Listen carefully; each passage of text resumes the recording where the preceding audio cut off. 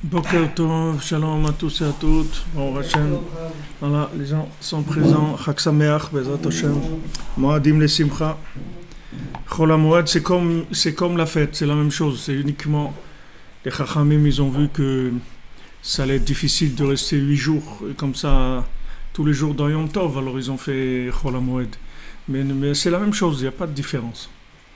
C'est juste. Ils ont fait plus light pour que les gens ils n'arrivent pas que ça soit pas trop dur pour les gens. On voit déjà en France 2 jours comme ça, c'est difficile. Donc, il faut faire 2 jours. Alors quand c'est 8 jours, alors ils ont dit on va faire Chol HaMoed. Les gens ils peuvent prendre la voiture, faire des trucs, bouger un peu, s'occuper un petit peu pour pas que ce soit trop dur. Mais normalement c'est la même chose, il n'y a pas de différence entre Yom Tov et Chol HaMoed, il n'y a aucune différence. Et quand Bezrat Hashem, quand Mashiach viendra, alors on fera, ça va être de Pessah, du premier jour de Pessah jusqu'à Shavuot, ça va être Yom Tov, 50 jours. Ce sera Yom Tov pendant 50 jours. Mais on aura d'autres capacités de vivre les choses. Ce ne sera pas comme aujourd'hui. Alors hier on a fait une petite introduction. Aujourd'hui, Bezrat Hashem, on va commencer dans l'écoute halachot. Ilchot Hashkamat HaBoker, c'est dans l'écoute halachot de Rabbi Nathan. La première halacha où Rabbi Nathan il parle de comme le Chachamim nous disent dans le Shulchan Aruch. Yitgaber ka'ari la'amod baboker la'avodat bor'o sheyehu me'orer hashachar. Alors que le matin, il faut se renforcer comme un lion pour se lever, pour servir Hachem, que ce soit lui qui réveille le matin. Comme il est écrit, Shviti Hachem l'nidit tamid, zeklal gadol batorah. Je me représente Hachem face à moi tout le temps. Et ça, c'est un grand principe dans la Torah, que se représenter que Hachem est tout le temps devant nous. Donc ça c'est une halakha, c'est le début du Shulchan Aruch. Le Shulchan Aruch commence avec ça. Alors Rabbi Nathan il va ramener la Torah de Rabbeinu, l'un des enseignements principaux de Rabbeinu, puisque Rabbi Nachman il a dit qu'on va vivre que avec ça. On va après expliquer pourquoi. Keitaï bedivrei Rabbeinu Zal, Rabbeinu l'a dit dans la Torah 282, Shekeshe Adam matri lechapes atzmo. Quand quelqu'un commence à se chercher, et il voit qu'il est très loin d'Hachem, il a plein de fautes et plein de défauts, il a l'impression qu'il est loin du bien. Alors il a l'obligation de chercher en lui quelque chose de bien. Il faut qu'il cherche quelque chose de bien en lui. Comment c'est possible qu'il n'ait pas fait quelque chose de bien dans sa vie? Et même si maintenant le bien qu'il a trouvé en lui, il voit qu'il a plein de problèmes, il a fait quelque chose, mais cette chose-là, elle est avec beaucoup de choses qui sont pas bien, elle est enveloppée avec beaucoup de problèmes. C'est mélangé avec beaucoup de déchets, beaucoup de problèmes. C'est impossible qu'il n'y ait pas un point positif, quelque chose de bien dans le bien qu'il a fait, même que ce bien il est mélangé avec plein d'intérêts, des trucs, de choses qui sont pas complètement pour Hachem. Il a fait ça comme ça. Chacun il connaît ses problèmes. Malgré ça, c'est impossible que là-bas il n'y ait pas quelque chose de positif.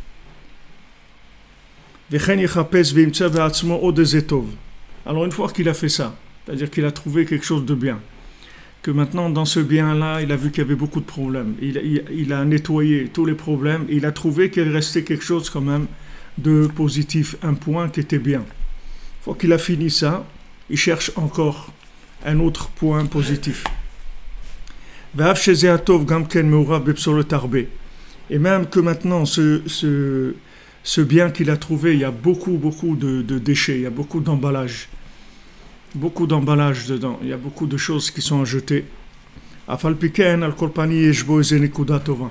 Mais c'est sûr que là-bas, il y a une nekuda tova. Il y a un point positif. Par exemple, il y a un Breslever, avant de mourir, il a dit, Baruch Hashem, tous les livres que Rabbi Nachman il a dit de ne pas étudier, je ne les ai pas étudiés. Baruch Hashem. C'est-à-dire étudier, il n'a pas étudié. Mais comme Rabbi Nachman il a dit des livres, il a dit le guide des égards et des trucs, plusieurs livres que Rabbi Nachman il a dit de ne pas étudier. Alors il a dit, Baruch Hashem, ça, je n'ai pas étudié. Alors c'est vrai. Alors maintenant tu vas lui dire, ouais, mais tu n'as pas étudié du tout, c'est pas que ça que tu n'as pas étudié, ouais, mais ça aussi je ne l'ai pas étudié. Donc voilà. Alors, il a dit Rabbi Nachman, il ne faut pas étudier ces livres, ben, je ne les ai pas étudiés. Donc voilà, j'ai fait quelque chose de bien. Regardez quelqu'un pour que avant de mourir, il arrive à penser comme ça, regardez toute sa vie comment il a dû travailler. Parce qu'avant de mourir, c'est pas à ce moment-là qu'on commence à faire les sketchs. À ce moment-là, c'est des choses qui sont... C'est la personne, elle est comme elle a été toute sa vie. Alors voilà, il cherche tout le temps quelque chose de positif, quelque chose de valable. Il cherche encore des points positifs, encore des points positifs. Alors maintenant, il passe sur une autre chose. Ça parle de la même chose, mais il le présente différemment. Et le fait maintenant qu'il se juge positivement, d'accord? Pourquoi il se juge positivement? Parce que voilà, il a trouvé des points positifs. Quelqu'un maintenant, on vient et on dit, voilà, par exemple, ce monsieur-là, il a fait un vol, il a fait un vol à l'étalage, il a volé ça et ça. Ok, ça c'est l'action qu'il a faite, elle n'est pas bien. On dit, mais maintenant, ce monsieur-là, il est orphelin, il a ça, il a truc, il est tombé malade, il a envoyé de l'école, truc et tout. Avec tout ça, on va faire que les massés, ces trucs-là, ça devenait rien du tout. Il n'a rien fait après. On va voir que c'est presque, on va dire, c'est normal. On ne comprend pas pourquoi le commerçant ne lui a pas donné de lui-même à manger. Il voit quelqu'un comme ça ça, les choses, elles changent. C'est-à-dire la façon de voir, c'est ça qui va tout changer. Et massé, c'est écrit que Mashiach il va venir dans une génération qui est entièrement méritante ou entièrement non méritante. Mashiach il vient chez Kulo Zakai ou Kulo Chayav. Une génération qui est entièrement non... Bon, les générations méritantes, c'est passé déjà, on a terminé avec ça. Donc c'est sûr qu'avec les gens qui avaient avant nous, s'il n'y avait pas eu, c'est pas avec les tocards qu'il y a maintenant qu'on va faire quelque chose. Donc c'est sûr que ça, déjà on a terminé. Donc on va voir la génération qui est entièrement non méritante. Donc Mashiach il va venir avec une génération qui est entièrement non méritante. Ça veut dire qu'entièrement non méritante. Ça veut dire que si tu regardes maintenant les choses entièrement, tu vas voir que les gens ils sont non méritants. C'est-à-dire que si tu regardes une action, tu vas voir qu'elle n'est pas bien, les massés. Mais il va falloir que tu cherches. Là-bas, tu grattes, tu cherches, etc. Et tu vas voir que là-bas, il y avait quelque chose. Il y avait quelque chose de bien. Il y a quelque chose de bien. Rabbeinu dit, si quelqu'un il mange du porc, au moins que ça ne coule pas dans sa barbe. C'est-à-dire quelqu'un, il avait envie de manger du porc. Qu'est-ce que tu vas faire? Il avait envie, ok. Mais il a honte un peu, il est gêné comme ça. Il est gêné. Alors quelqu'un lui dit, bon, alors on va au restaurant. Il dit, non, je ne vais pas aller au restaurant. D'accord, on mange du porc, mais je ne vais pas aller au restaurant. Alors, tu veux quoi? Bah, on achète un sandwich, un truc, d'accord, mais pas aller au restaurant. Alors ça, quelqu'un qui fait ça, ça suffit pour qu'il soit considéré comme un tzaddik. Il n'a pas besoin de ne pas manger le porc. Parce que le fait maintenant, manger le porc, il ne peut pas faire autrement parce qu'il est est tombé là-dedans. Chacun est là où il est tombé. Je donne cet exemple-là parce que Rabbeinu il parle de ça. Mais Rabbeinu dit, si tu fais quelque chose de pas bien, que ça coule pas dans ta barbe, au moins t'éclate pas jusqu'au bout. Mets un peu de retenue. Et ce petit peu là de retenue que tu mets, un tout petit peu de retenue, mamache un tout petit peu, ça change tout. Ça fait que l'action que tu fais, elle devient complètement positive. Au lieu qu'elle soit négative, elle devient positive, complètement. Parce que la façon que Hachem il regarde le monde aujourd'hui, c'est pas comme il regardait avant. C'est pas la même chose. Parce que si Hachem il regarde le monde comme il le regardait au début, on a vraiment rien à faire ici. C'est-à-dire on peut plier, on peut, comme on dit, remballer au marché, là. Et on a fini la journée. On peut remballer, on peut rentrer à la maison, parce que c'est pas la peine qu'il attende quelque chose, il n'y aura rien. Il le sait très bien qu'il n'y aura rien. Donc Hachem, quand il a créé le monde, il voulait des Superman. Il voulait des gens des gens bien, des gens qui sont capables, qui tiennent, qui font la Torah comme il faut, ils font tout comme.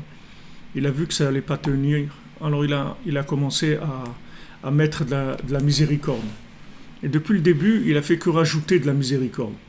Depuis le début de la création du monde, Hachem, il a fait que rajouter chaque jour plus de miséricorde, plus de miséricorde. Donc au début, il y avait Noach. Ça n'a pas marché. Noach, il n'a pas compris que Hachem, il ne voulait pas amener le déluge. Que Hachem, il parlait au nom du tribunal céleste, mais pas en son nom. Lui, il ne voulait pas du tout amener le déluge. Mais Noach, il n'a pas compris ça. Après, Avraham Avinu, il a compris un petit peu. Il a essayé de défendre Sodome, mais il n'a pas défendu, il n'est pas arrivé au bout. Quand il est arrivé à 10, il n'a pas osé continuer. Hachem, il voulait qu'il continue. Il n'a pas osé. Tout ça parce que la miséricorde, elle n'était pas encore dans le monde, elle n'était pas avancée. Quand Moshe Rabbeinu il est venu, il y avait déjà beaucoup plus de miséricorde, puisque malgré qu'on a fait la faute du veau d'or, et que la faute du veau d'or, c'est pire que la génération du déluge. Parce que la génération du déluge, c'est quoi? C'est que de la débauche, c'est tout. C'est pas... ça, mais les gens, bon, il y a de la débauche. Qu'est-ce qu'ils vont faire? Il n'y avait rien dans ce monde-là. Il n'y avait que noir, c'est tout. Tout le reste, c'était ce que c'était. Donc, c'était la débauche. Mais Matan Torah, c'est beaucoup plus grave, parce que il y a tous les miracles de la sortie d'Égypte, il y a tout l'amour qu'Akadosh Baruch Hu il a montré, tout ce qu'il nous a fait comme miracle, par rapport à Paro, par rapport à Matan Torah, avec des choses extraordinaires, et on laisse ça, et on va faire le veau d'or. C'est beaucoup plus grave que le déluge, que la génération du déluge. C'est rien du tout, c'est pas rapport à ça. Donc c'était beaucoup plus grave. Malgré ça, Moshe Rabbeinu ne s'est pas laissé impressionner. Il ne s'est pas laissé impressionner par ça. Il a dit à Hachem, alors qu'est-ce que tu veux? Qu'est-ce qu'on va faire? Alors Hachem lui a dit, eh bien, qu'est-ce qu'il y a? Je l'ai détruit et on recommence un autre peuple avec toi. C'est tout. Moshe Rabbeinu lui a dit, il n'est pas question. Qu'est-ce que ça veut dire que tu l'as détruit? Ça veut dire que ça ne marche pas, ce que tu as fait, ça n'a pas marché. Qu'est-ce qu'ils vont dire les gens? Que tu as échoué, c'est le plan que tu avais, tu as échoué, voilà, tu n'es pas arrivé, etc. Donc Hachem, il a dit, ok, je leur pardonne, et ok, il lui a donné les 13 mesures de miséricorde, Hachem, El Rachum Vechanoun, il a pardonné, et voilà, il a ramené d'autres tables de la loi. Et comme ça, on a continué. Et maintenant, dans chaque génération, il y a eu plus de miséricorde. Plus de miséricorde. Et maintenant, on arrive à un point de miséricorde qui est pratiquement 100%. C'est-à-dire 100%, ça va être Mashiach. Pour l'instant, on approche les 95, comme ça, 97 de miséricorde. Si nous, on est là, regardez aujourd'hui, à Pessah, à Jérusalem, qu'on se balade ici, qu'on peut étudier la Torah et tout, ça veut dire qu'on est déjà, nous, dans l'état où on est, nous, c'est qu'on est déjà presque 100% de miséricorde. Parce que si on nous prend, on nous épluche, il ne va pas rester grand-chose. Alors, on est presque à 100% de miséricorde. 80, 92, 95. Et Hachem, Hachem aujourd'hui, il regarde pas, c'est-à-dire la façon de voir, c'est que le jeu il est vendu déjà. C'est-à-dire c'est pas c'est pas quelque chose de, c'est pas quelque chose de vrai. C'est quelque chose qui est déjà vendu. C'est-à-dire Hachem, il a décidé déjà de ce qu'il allait faire. Et il sait qu'il va amener la Géoula. Maintenant, pour amener la Géoula, il a les gens qui sont là aujourd'hui. Et que ces gens-là, ils vont lui permettre de révéler sa miséricorde. Et quand les anges, ils ont accusé, on a vu dans la Torah 51, quand les anges, ils ont accusé l'homme, ils ont dit à Hachem, pourquoi tu vas créer l'homme? L'homme, il va fauter. Alors Hachem, il dit, mais pourquoi je m'appelle miséricordieux alors? Si l'homme, si j'ai que des Superman qui ne fautent pas, comment moi, mon nom, que je suis miséricordieux, en quoi ce nom-là, cet attribut, parce que ce n'est pas un nom. Quand on dit Hachem, c'est des attributs, c'est-à-dire c'est des fonctions d'Hachem. Quand on dit qu'Hachem, il est miséricordieux, comment on va appliquer ça? Sur qui on va appliquer ça? Si on a affaire à des anges, il dit avec vous, je peux avoir la miséricorde? Il n'y a pas, parce que vous êtes des êtres parfaits. Donc les êtres parfaits, c'est pas ça qui intéresse Hachem. Hachem, il ne veut pas des êtres parfaits. Hachem, ce qu'il veut, en fait, Hachem, ce qu'il attend, c'est qu'il veut une personne qui soit le pire qui ait jamais existé et qui continue à aimer Hachem et avoir envie de faire quelque chose de bien. Voilà l'homme parfait. L'homme parfait, pour que Hachem puisse se révéler dans le monde, c'est qu'il faut que ce soit le bonhomme, le pire qui ait jamais existé, au point de vue comportement, qui soit complètement détruit à tous les niveaux, mais qui veut quand même, et qui dit Hachem, je t'aime et tout, rapproche-moi de toi, et pitié de moi. Et pitié de moi parce que je t'aime. Voilà l'être parfait. C'est celui-là, l'être parfait. L'être parfait, c'est pas celui qui fait pas de bêtises ni rien et qui dit Hachem, j'ai pas besoin de ta miséricorde. Moi, tu me dis le tarif, je fais un chèque et je paye, c'est tout. J'ai pas besoin de miséricorde. Ça, Hachem, il a pas besoin de ça. Ça lui sert à rien. Il a les anges qui sont comme ça. Hachem, il a besoin de quelqu'un qui peut plus rien faire, qui est complètement absorbé et noyé dans le mal, dans l'impureté, dans tout, et que là-bas, il débranche pas, c'est tout.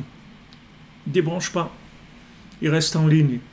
Il parle avec Hachem, et il chante, il fait ce qu'il peut. Il fait.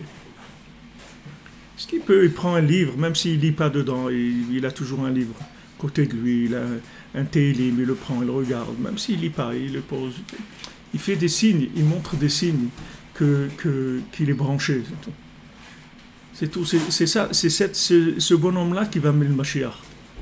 C'est pas les gens parfaits. Les gens parfaits, c'est fini, il n'y en aura plus. On a terminé avec ça. C'est-à-dire des gens parfaits, s'ils n'ont pas réussi, eux, la génération des Tanaïm, des Amoraïm, de la Gemara, qu'ils n'ont pas amené le Mashiach, ça y est, c'est fini. Ça veut dire que des gens, comme on dit les gens bien, il n'y en aura plus. Il n'y aura que des gens qui vont être de plus en plus malades, c'est-à-dire spirituellement. Seulement, ils vont comprendre que ça gêne pas. Ça gêne pas. Que Hachem, ça ne le dérange pas. Ça ne le dérange pas du tout. Des gens qui ne sont pas bien, ça ne le dérange pas du tout. Ce qui dérange Hachem, comme Rabbi Nathan dit dans l'écouté de Philote, que ce qui dérange le plus Hachem, c'est-à-dire quelle est la pire des avérotes qui existent, c'est le yush, quand la personne elle se décourage. C'est ça le pire. C'est pas de faire des bêtises, c'est de se décourager, ça c'est le pire qui existe. D'ailleurs que quand Chas v'Shalom, si quelqu'un il se suicide et tout, c'est le pire des avérotes de la Torah. Il n'y a pas pire que ça. Quelqu'un qui se suicide, ça veut dire qu'il croit que sa vie, elle ne peut pas devenir mieux, qu'elle va rester comme ça. Donc il n'y a pas pire que ça comme Avéra, c'est pour ça qu'on ne l'enterre même pas dans le cimetière avec tout le monde et tout, que c'est très grave. En général, on s'arrange les rabbinim, ils s'arrangent à considérer que la personne elle avait perdu la tête ou le truc, ou n'importe quoi, pour pas considérer que c'était un acte conscient. Mais si cet acte-là, il est conscient, c'est le pire qui existe, il n'y a pas pire que ça. Si vous voyez un sefer de... Comment il s'appelle, le Talmid du Ben Ishraï, là, Rochot Mesaprot, il s'appelle le Talmid du Ben Ishraï, Talmid. Il réparait des âmes. C'est un sefer qui s'appelle Ruchot Mesaprot de Rabbi Yehuda Pitaya. Rabbi Yehuda Pitaya, c'est un élève du Ben Ishraï. Et lui il réparait des âmes. Toute sa vie, il faisait que réparer des âmes. Alors là-bas, il raconte tout ce qu'il fait, toutes sortes de gens, toutes sortes de problèmes, de catastrophes, toutes sortes de gens. Mais là-bas, parmi tous ces gens-là, il y avait une femme qui s'était suicidée comme ça. Et on voit comment c'est grave, c'est très très grave. Parce qu'Hachem, il dit, comment tu oses faire une chose comme ça? Tu n'as pas le droit. La vie, elle ne t'appartient pas. Ton corps, il ne t'appartient pas. Ta vie, elle ne t'appartient pas. Comment tu peux faire une chose comme ça? Ton corps, il est à moi. Ton âme, elle est à moi. Ta vie, elle est à moi. C'est moi qui ai créé ça. Comment tu peux oser faire une chose pareille? On voit que c'est très grave. Mais comme la personne là-bas, elle s'écrase complètement, elle demande pardon, elle s'écrase, elle mâche complètement, et trucs et tout. Alors il arrive à arranger la chose. Mais on voit que c'est très grave, c'est-à-dire de quelqu'un qui fait un acte de désespoir, c'est le pire qui existe, il n'y a pas pire que ça. Que tu fais des bêtises, fais-en tant que tu veux, mais ne te désespère pas. Parce que tu désespères, ça veut dire que tu as coupé la possibilité, tu crois que Hachem, il ne peut pas t'aider. Tu l'as limité. Et ça, il n'y a rien de pire que ça, que de limiter Hachem et dire il ne peut pas. Tout le monde, ouais, c'est pour tout le monde ça, mais moi je sais que ça ne marche pas parce que je suis comme ça. Ça c'est le pire qui existe. Alors, Rabbi Nachman est venu dans le monde pour cette période-là messianique dans laquelle les gens ils se trouvent dans la 50e porte de la Touma. Donc il n'y a personne aujourd'hui qui peut dire qu'il a un niveau quelconque, puisque tout le monde baigne dans la 50e porte de l'impureté depuis longtemps. Alors dans la 50e porte de l'impureté, il n'y a aucune possibilité de réaction de façon constructive, puisque la 50e porte, comme maintenant on est en train de compter Sfirat HaOmer, c'est-à-dire on compte des midot chaque jour, Chesed Shebe Chesed, Gvura Shebe Chesed, etc. On va compter des midot qui sont des mesures, mais quand on dit Tesapru Hamishim Yom, que vous allez compter 50 jours, en fait on ne compte pas 50 jours, on compte que 49. Le 50e on ne compte pas, parce que dans le 50e on ne peut pas compter. Le 50e ça n'existe pas, c'est-à-dire au point de vue réalité. La 50e porte c'est que de la Emouna, c'est tout. C'est que de la Emouna et de l'imagination, c'est tout. Il n'y a pas de quelque chose de concret. Donc maintenant nous on vit tout de façon imaginaire et avec soit de la Emouna, soit l'imagination dans le côté négatif qui donne tout ce virtuel, tout le monde virtuel, les films, YouTube, tout ce que vous voulez. Tout ça, c'est le monde virtuel dans lequel on vit aujourd'hui. La 50e porte, c'est que virtuel. Il n'y a pas de réalité. C'est ce qu'ils appellent la réalité virtuelle, c'est tout. L'intelligence artificielle. On n'a pas besoin de ton intelligence à toi, elle ne vaut plus rien. On a l'intelligence artificielle. On n'a pas besoin de toi. Pas besoin que tu saches des choses. Avance, c'est tout. Roule, c'est tout. Avance. Tu cherches quelque chose, tu tapes dans Google, tu vas trouver. Tu as des trucs. On n'a pas besoin de... Il n'y a pas quelque chose à construire. Il faut juste vivre connecté, c'est tout. C'est la seule chose qu'il faut. C'est de la connexion. La connexion avec soi-même, la connexion avec le tzaddik, la connexion avec Hachem. C'est tout. Connexion avec les gens. Connecté, c'est tout. C'est tout ce qu'il faut. Il n'y a rien à comprendre parce qu'on ne peut rien comprendre dans la 50e porte. La définition même de la 50e porte, c'est qu'il n'y a rien à comprendre. Et si tu crois que tu vas comprendre, tu vas vraiment te fatiguer très très rapidement. Si tu essaies de te comprendre à toi ou comprendre les autres, tu vas comprendre personne, tu ne vas rien comprendre. Donc ce chemin de la compréhension, il faut le laisser de côté. Il faut aller dans la connexion. La connexion, c'est-à-dire on se branche, on communique, on échange, on parle, on vit, c'est tout. Il n'y a rien à comprendre. Comprendre, on ne peut rien comprendre. La 50e porte, il n'y a plus de compréhension. C'est pour ça que ça va tout réparer. C'est ça qui va réparer la faute d'Adam Arishon. Parce qu'il n'y a plus d'emprise de la faute d'Adam Arishon dans la 50e porte. La faute du premier homme, c'est qu'il voulait comprendre. Il voulait comprendre. Mais comme dans la 50e porte, on ne peut rien comprendre, donc automatiquement c'est réparé. Puisqu'on ne va plus utiliser ça. Ça ne va plus nous servir. Ça ne va plus servir à personne, la compréhension. Donc on va dire que ça va s'abandonner, ça va être abandonné faute de clients, c'est tout. Le gars il est fermé parce qu'il n'y a pas de clients, c'est tout. C'est pas parce qu'il a rien, c'est parce que ça, de comprendre, ça n'intéresse plus personne. Les gens ils veulent vivre, c'est tout, ils veulent plus comprendre. Les gens ils veulent vivre, sentir des choses, ils veulent de l'affection, ils veulent de l'attention, ils veulent c'est tout ce qu'ils veulent. Les gens veulent rien comprendre. Tu dis je vais t'expliquer, ils ne m'expliquent rien du tout. Tu as quelque chose à manger, donne-moi à manger. Viens, on part, viens, on rigole, viens, on se promène, viens, on étudie quelque chose. Comprendre, je n'ai pas envie de comprendre, j'ai besoin de comprendre. Non, mais je vais t'expliquer pourquoi. Je ne t'explique rien, je n'ai pas besoin. Viens, on vit, c'est tout, mais d'explications, je n'ai pas besoin. C'est-à-dire, on a fini ces générations d'explications. Donc, tant que maintenant il y avait une logique, alors on allait avec une construction. Aujourd'hui, il n'y a pas de logique. Chaque minute, c'est un monde. Chaque minute, ça se renouvelle. Chaque jour, c'est sûr qu'il se renouvelle. Mais chaque minute se renouvelle. Il faut se brancher, c'est tout. Il faut être branché. Et quand on est branché, alors il y a des mouvements qui se passent, il y a des choses extraordinaires qui se passent. Donc c'est un changement de concept de vie. Alors dans ce monde-là, de la 50e porte, c'est plus la valeur des actes qui va compter. Ce qui va compter, c'est le niveau de confiance de la personne, le niveau de connexion. C'est comme ça qu'on va mesurer la personne.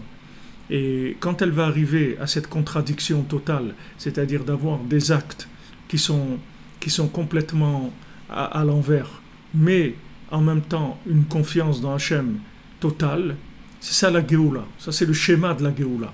C'est-à-dire que j'ai plus un rapport avec Hachem de cause à effet. C'est-à-dire je suis plus avec Hachem parce que j'ai réussi, parce que j'arrive à faire les choses bien, parce que voilà, je peux me présenter devant Hachem, j'ai quelque chose, j'ai fait ça ou j'ai fait ça de bien, j'ai des choses, alors je me présente avec ça.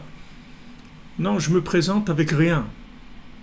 Je me représente rien qu'avec le fait que j'aime Hachem, c'est tout. C'est tout. Ça n'empêche pas. Je peux faire plein de bêtises et aimer Hachem, ça ne change rien. Il n'y a pas de rapport entre les deux. Il n'y a pas de rapport. Si maintenant je pouvais ne pas faire des bêtises, j'aurais été très content. Mais je ne peux pas. Donc qu'est-ce que je vais faire? Je vais pas. C'est pas parce que je fais des bêtises que je vais arrêter. Donc je continue à aimer Hachem. Comme Rabbi Nachman l'a dit à quelqu'un il est venu voir Rabbi Nachman, il lui a dit mais maintenant voilà, j'ai plus envie de rien, ni rien. Quelqu'un il m'a dit hier, voilà, quelqu'un, vous savez, vous connaissez et tout, ben voilà, il a tout lâché, il a plus envie de rien, il veut plus rien faire et tout. Alors, qu'est-ce qu'il y a? Il dit alors, Rabbi Nachman lui a dit, bon, si tu n'as plus envie de rien, alors qu'est-ce que tu veux? On peut rien faire, il n'y a rien à faire, c'est tout. Alors il dit, ouais, mais il n'y a pas quelque chose et tout. Alors Rabbi Nachman lui a dit, ok, maintenant tu veux pas, mais est-ce que tu voudrais vouloir? Il a dit, ah ouais, j'aurais aimé vouloir. Il a dit, bon, ça suffit. Si tu veux vouloir, ça suffit, même si tu veux pas. Tu veux pas, mais tu aurais aimé vouloir. Donc aussi, ça suffit. Il n'y a pas besoin de plus que ça. Parce que la façon dont Hachem il regarde le monde aujourd'hui, c'est pas comme avant. Hachem il cherche, comme il dit ici, le point positif qu'il y a dans tout l'emballage négatif. Il sait qu'il y a un point positif. Ce point positif, c'est que la personne, on lui dit, ok, tu étudies pas, mais est-ce que tu aimerais étudier? Il dit oui, j'aimerais. Alors ça suffit. Ça suffit. Et les gens disent, mais attends, mais il fait rien. Il dit, qu'est-ce que ça veut dire, il fait rien? Mais tu peux rien faire aujourd'hui. Tu n'as pas compris que tu peux rien faire. Aujourd'hui, tu peux rien faire du tout. Qu'est-ce que tu peux faire? Dis-moi, quelqu'un, qu'est-ce qui peut faire quelque chose? Il peut rien faire du tout. Tous les gens qui font des trucs et tout, on leur les paramètres de pression dans lesquels ils vivent, tu vas voir qu'ils vont plus rien faire du tout. Prends quelqu'un, mets-le sur une île déserte, seul, sans rien, tu vas voir ce qu'il va faire. Tous les gens, ils fonctionnent avec des paramètres. C'est pour ça qu'ils font des choses. Ça ne s'appelle pas faire. Hachem, lui, sait qu'est-ce qui s'appelle ton investissement en toi. Hachem, il sait très bien ce que tu investis, toi, Qu'est-ce qui est toi dans ce que tu fais?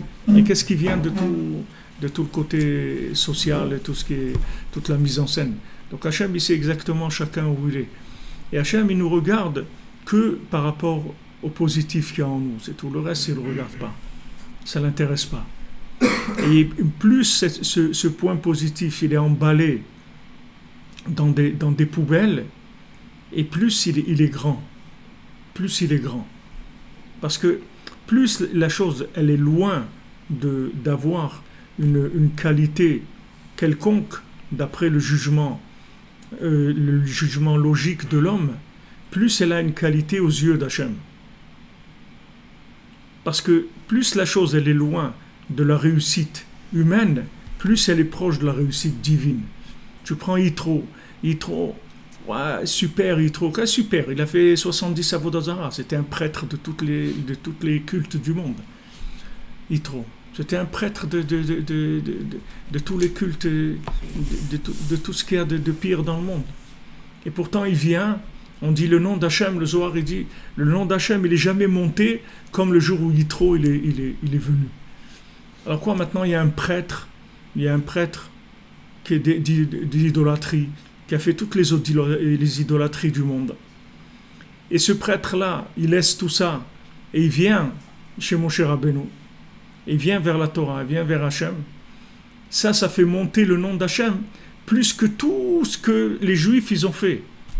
Plus que Matan Torah, plus que tous les gens qui ont étudié, qui ont fait des mitzvot, qui ont fait plus que tout. Pourquoi? Parce que ça connecte des endroits qui sont des extrêmes. Parce que lui, il vient des endroits les plus éloignés. Et il connecte avec Hachem. Donc c'est ça l'honneur d'Hachem. L'honneur d'Hachem, c'est pas celui qui habite à côté de lui. Les anges qui habitent à côté de lui et qui lui disent Hachem et Kadosh, Kadosh, Kadosh. Qu'est-ce qu'ils peuvent dire d'autre? Ils ont autre chose à dire. Ils peuvent rien dire. Ils voient Hachem devant eux. Qu'est-ce qu'ils vont dire? Ils vont dire non, j'ai envie d'aller, je vais aller me faire un petit film, je vais aller voir un petit film. Il n'y a pas de film, il n'y a rien à voir, il n'y a que Hachem, c'est tout, voilà, ça, c'est tout. Tu ne peux pas choisir ni à droite ni à gauche, il n'y a que ça, c'est tout. Donc maintenant, quand la personne elle est construite, elle a construit quelque chose, c'est la même chose, c'est comme un ange. C'est-à-dire la personne elle a construit, voilà, maintenant, elle ne peut pas faire autrement que ça, et comme ça, et comme ça, et comme ça, ok. Alors, qu'est-ce que tu vas rajouter avec ça? Tu vas révéler plus Hachem. Tu ne peux pas révéler plus Hachem. Tu es là où tu es, tu fais ce que ton travail. Mais maintenant, quand quelqu'un qui est plus loin, il révèle Hachem, alors là, le nom d'Hachem, il monte comme il n'est jamais monté. Donc quand on va arriver à un niveau où la personne, elle va arriver à l'incapacité dans l'action maximum, avec le vouloir maximum de vouloir faire, ça c'est le top. Ça c'est le top. Parce que l'extérieur, il est complètement, comme on dit, à plat, détruit. Et l'intérieur, il brûle, il est vivant. Mais ça, c'est le top, c'est ce que Hachem il voulait. C'est ça qu'Hachem il veut. Hachem il veut que tu n'utilises plus l'emballage de ce monde. Il veut que tu jettes les emballages. Tous les emballages de la réussite, de j'ai réussi, j'ai fait. Non, tu fais rien, tu n'as pas réussi, tu as échoué, tu fais rien, tu vaux rien, tout ce que tu veux. Tout ce que tu fais. Ça n'a pas de valeur parce que c'est détruit. Et dedans, il y a un amour, il y a un vouloir qui brûle. Ça, c'est le top. Voilà le top, il n'y a pas plus que ça. Donc maintenant, ça c'est le fonctionnement de la 50e porte et c'est le fonctionnement de la Géoula. La Géoula, elle va venir comme ça. La Géoula, elle va venir par le fait qu'on va voir tellement de points positifs dans le monde, chez chacun, que Mashiach il va venir, il va récolter tout ça. Alors attendez, quelqu'un qui...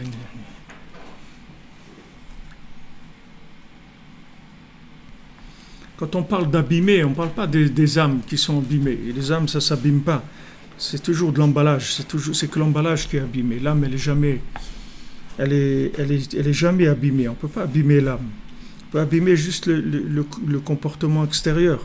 Mais l'âme, on peut pas lui faire du mal. Elle est divine. Elle n'est pas manipulable, l'âme. Neshama shenatataye bi teorahi. L'âme que tu as donnée en moi, elle est pure. C'est-à-dire, c'est pas une âme. On ne peut pas abîmer l'âme. C'est juste l'emballage qui est abîmé, c'est pas l'âme. Il n'y a aucune chose qui abîme l'âme. L'âme, le côté intérieur de l'âme. Maintenant, l'âme, elle a aussi un côté fonctionnement dans le corps. Il y a plusieurs degrés de l'âme. Les côtés extérieurs ils peuvent s'abîmer, mais les côtés intérieurs, l'intérieur de l'âme, ça ne peut pas s'abîmer. Donc maintenant, quand la personne, elle arrive à voir que ses actes, ils ne sont pas bien, ils ne sont pas parfaits, etc. Mais elle cherche un point positif. Alors quand elle trouve ce point positif, elle se juge positivement. Et en se jugeant positivement, elle va sortir complètement de cet endroit-là dans lequel elle a été amenée par ses actes. Ses actes, ils l'ont amenée à être là où il est. Quelqu'un qui a un comportement de midot, alors il vit dans certains endroits spirituels. Si vous prenez les 70 nations, elles sont toutes opposées dans un angle à la Torah, puisqu'elles ont refusé la Torah. Pourquoi elles ont refusé la Torah? Elles ont dit, il y a écrit dans la Torah qu'il ne faut pas voler. Nous, on peut pas. Nous, on vole, donc on ne peut pas accepter la Torah. La Torah, c'est écrit, il ne faut pas mentir. Et nous, on ment, donc on ne peut pas accepter. Comme ça, chaque nation, elle a refusé la Torah parce qu'il y avait quelque chose qui allait pas, qui était en contradiction avec leur façon même de vivre. Donc, chaque nation, elle représente en fait l'opposé d'une facette de la Torah. Il y a 70 facettes de la Torah. Il y a 70 nations, chacune représente une facette opposée à la Torah. Maintenant, quand quelqu'un il a un comportement par rapport à cette nation-là, c'est par exemple quelqu'un il ment, alors il va devenir soumis à la nation que sa spécialité c'est de mentir. Cette nation-là, elle a un ange en haut qui la dirige, et quand la personne elle agit comme cette nation, elle rentre sous la tutelle de cet ange-là, c'est-à-dire elle est emprisonnée là-dedans.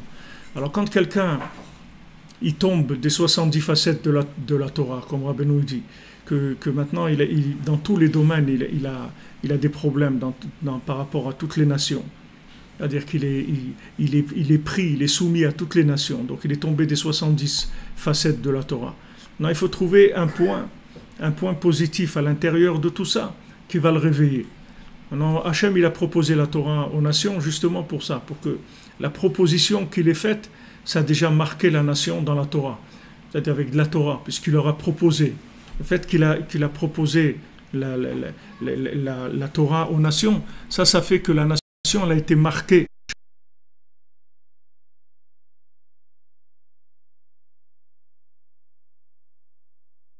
Même s'ils comprennent des choses.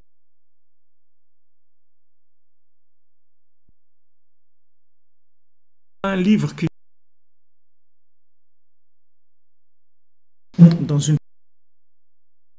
c'est un livre de c'est vous vous branchez, c'est comme l'a dit de l'internet, c'est la même chose, c'est-à-dire c'est vrai que vous faites des choses, mais vous faites des choses parce que vous êtes branché. Enlevez le branchement 2 minutes, vous faites plus rien. Prenez votre truc là, vous êtes en train de faire maintenant. Vous êtes en train de faire les courses sur Internet, dans Amazon, n'importe quoi. Vous choisissez ça, tac, tac, remplis le panier et tout. Maintenant, enlève le fil de l'Internet. Il n'y a plus de panier, il n'y a plus d'Amazon, il n'y a plus rien, c'est terminé. Birkat Amazon, il n'y a plus rien. Il n'y a plus rien, il ne reste plus rien, c'est tout. Qu'est-ce qu'il y a? On a débranché, c'est tout. C'est le même principe, c'est-à-dire que aujourd'hui, dans la 50e porte, c'est tout ce qu'on va arriver, Bezrat Hashem, à faire des choses. Mais ce n'est pas par le côté où on avait l'habitude de faire. Nous, on avait l'habitude de comprendre des choses, de faire des efforts, de construire et d'arriver à... Voilà, je suis arrivé à faire cette chose-là. Aujourd'hui, ce n'est pas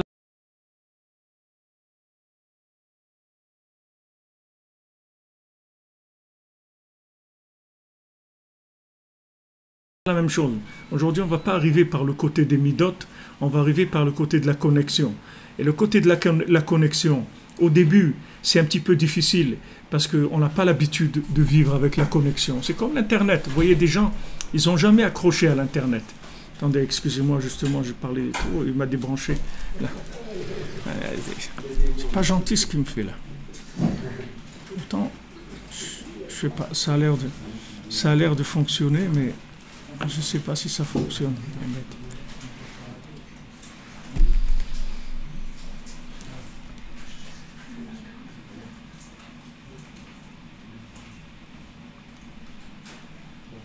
Tu peux vérifier, Robin, si ça marche? Je sais pas ce qu'il y a eu, mais...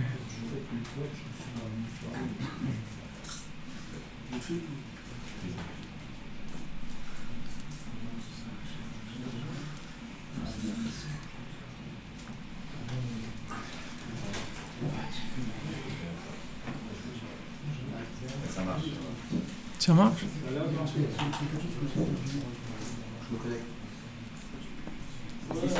Ouais. Non, ça marche, alors ça veut dire que c'est juste la retransmission dans le...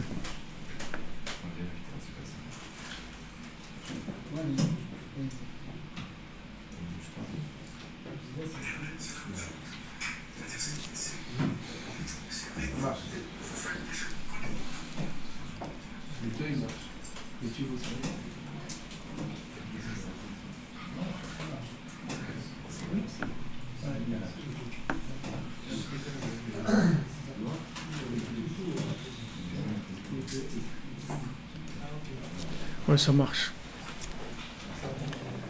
Alors, si vous voulez, tout le monde, toute la structure du monde, et là où Hachem nous a même dans nos comportements, pourquoi Hachem il a amené l'Internet, pourquoi Jean, avant ils vivaient sans Internet, ils ne sont pas morts de faim, ils gagnaient leur vie, il y avait tout. C'est pas une nécessité, c'est pas un besoin de première nécessité. Seulement, Hachem, il amène dans le monde une façon de vivre, une façon de se comporter qui va nous aider après à comprendre comment vivre avec Hachem. C'est-à-dire quand tu vis avec l'Internet, tu utilises l'Internet pour vivre, pour faire tes commissions, envoyer un mail à quelqu'un, tu as un truc, un WhatsApp, n'importe. Tu t'habitues à vivre avec ça. Maintenant, c'est plus facile pour toi d'aller faire Hitbo des doutes, de parler avec Hachem. Parce que tu comprends ça. Tu comprends parce que tu vis avec ça. Tu vis avec ça. Tu vis les mains. C'est quelle différence il y a que tu parles avec quelqu'un, un WhatsApp, toi tu es là, l'autre il est à Paris ou à Montréal et tout, tu discutes avec lui. Tu comprends que tu es en live avec quelqu'un qui n'est pas au même endroit que toi, que tu ne vois pas, tout ce que tu veux. Tu t'habitues, c'est-à-dire tout ton système, tout ton mental, il s'habitue à vivre comme ça. C'est-à-dire que le massé, c'est que de la émouna, tout ça, parce qu'il n'y a rien. C'est-à-dire, puisque c'est que du virtuel. Les massés, il n'y a rien. Mais sauf de ce virtuel-là, il y a un jour, on va se rencontrer. Il y a des gens, on s'est connus au virtuel, d'accord, on s'est connus dans Facebook ou n'importe quoi, ou de YouTube, dans les shiurim. Mais sauf, la personne, on la voit au Manarosh Shana, elle vient, Shalom, voilà, je sors du virtuel, mais je suis là. Voilà, maintenant, je suis là. Mais par où il est venu? Il n'est pas venu par un chemin. Parce que si maintenant, tu veux mettre en place une structure où tu vas enseigner la Torah à cette personne-là, par rapport où elle se trouve elle, et par rapport où tu te trouves toi, tu vas jamais la rencontrer, elle va jamais te rencontrer, tu vas jamais la voir, il y aura jamais la possibilité d'être en contact. C'est impossible. C'est impossible. Il y a pas dans la réalité du vécu comme il est le monde, c'est impossible. D'abord, il n'a pas le temps. Il ne peut pas laisser tomber ces trucs. Même s'il veut venir étudier à Jérusalem ou n'importe où dans le monde, il veut venir étudier de là où il est. Il n'a pas une semaine ou 2 semaines à donner. Et même s'il donne une semaine ou deux, c'est une semaine ou deux, c'est tout. Mais là, il y a des gens, ils sont branchés tous les jours. Tous les jours. Voilà, j'ai vu quelqu'un au Mans, il m'a dit, il faut tous les jours. Je prends le métro pour aller travailler. Tous les jours, c'est avec vous. Tous les jours. Maintenant, ça donne après un mental qui fonctionne différemment. La personne, elle s'habitue à vivre avec la Torah alors qu'elle n'est pas dans l'endroit où il y a l'enseignement, elle ne connaît pas spécialement la personne qui enseigne. La personne qui enseigne ne la connaît pas spécialement. Et ça marche, et ça passe, et la personne, elle fait. Et voilà, combien j'ai de gens, bon Hachem, notre ami Aurélien, tous les jours, il est au café à Paris, il met ses lunettes noires, il fait son heure d'Hitbod des doutes, avec ses lunettes noires au café, tous les jours, Shahid des doutes, des fois il fait même 2 heures, il me dit Ravi frère, aujourd'hui j'ai fait 2 heures. Voilà, personne ne voit, il est au café à Paris. C'est bon Hachem, on s'est connus, il est venu à Ouman et tout, mais je veux dire, il s'est mis à faire Hitbod et tout, sans avoir un jour, sans être sorti de chez lui pour ça. Il n'est pas sorti de chez lui, il n'a fait aucune action dans ce monde constructive pour arriver à ça. Alors qu'avant, pour arriver à prendre conscience de la valeur de la Hitbod des doutes et de faire Hitbod des doutes, il faut que tu fasses marcher les pieds, il faut que tu te bouges, mon ami. Tu veux de la Torah, tu bouges, tu prends ton baluchon, tu bouges, tu vas, tu cours. Tu laisses tes affaires, tu laisses ton business, tu laisses tout ce que tu veux. Tu veux de la Torah, viens. Là, tu laisses rien. Tu laisses rien, tu vis dans exactement, si tu ne bouges pas, il y a une chose, rien. Juste les temps morts que tu as, là tu te connectes, c'est tout. Et tu vas voir que tu vas changer toute ta vie, tu vas devenir un autre bonhomme. Et la masse, tu n'as rien fait. Tu n'as rien fait par rapport à avant, tu n'as rien fait. Les gens vont dire, mais c'est quoi cette Torah? Mais c'est ça la Torah de Mashiach. C'est comme ça que Mashiach il va venir. Mashiach, il va venir qu'avec de la connexion, il ne va pas venir avec des... S'il attend que les gens ils se déplacent, les gens ils sont aujourd'hui, c'est tous des handicaps, qu'est-ce qui va se déplacer? Qu'est-ce qui va se déplacer? Même pour manger une pizza, il ne se déplace pas, il la commande. Mais il n'y a personne qui se déplace, qu'est-ce qui va se déplacer? Il n'a pas envie de se déplacer. Les gens, ils n'ont pas la force de se déplacer. Donc tout le système qu'Hachem met en place, c'est pour que les gens ils s'habituent à vivre avec de la connexion. C'est pour ça qu'Hachem il révèle cette rochma là dans le Teva.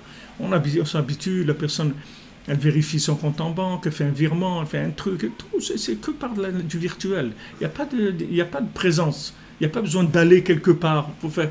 Mais ça rentre dans le cerveau de la personne. Chaque action comme ça l'habitue.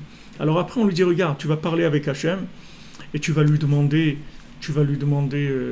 ce que tu as besoin, et tu veux lui dire que tu l'aimes et que vraiment tu veux te rapprocher de lui, tu veux faire du bien, etc. Alors la personne, elle comprend que oui, c'est possible, parce qu'elle vit déjà comme ça. Elle vit comme ça déjà. Elle rentre sur un truc, un écran, elle fait et après, il y a un colis qui arrive à la maison. Voilà, la paire de chaussettes qu'il a commandée, elle est arrivée chez lui, elle est là à la maison. D'où elle est sortie, tout, il ne sait pas. Il ne sait pas. Il y a même des trucs, des drones, il vient, il pose il y a même, ils ont montré un truc pour Mishloach Manot, ils ont fait avec des drones en Amérique. Le drone, il va, il pose les Mishloach Manot à Purim devant le petit enfant, il attend, et voilà, le Mishloach Manot, il arrive avec un drone. C'est possible. C'est possible, ça rentre dans la tête, ça marque la personne. C'est-à-dire, dit, voilà, c'est vrai. Je ne sais pas comment ça marche, mais voilà, je suis rentré, j'ai choisi le truc, tac, tac, voilà, c'est arrivé, c'est là, c'est chez moi. Il y a un moment où c'est sorti, mais ce n'est pas sorti par les chemins habituels. Chemin habituel, c'est que tu te déplaces, tu vas au magasin, tu achètes ton truc, tu reviens chez toi. Okay? Il y a toutes ces choses-là que tu dois faire. Aujourd'hui, tout ça, tu l'enlèves.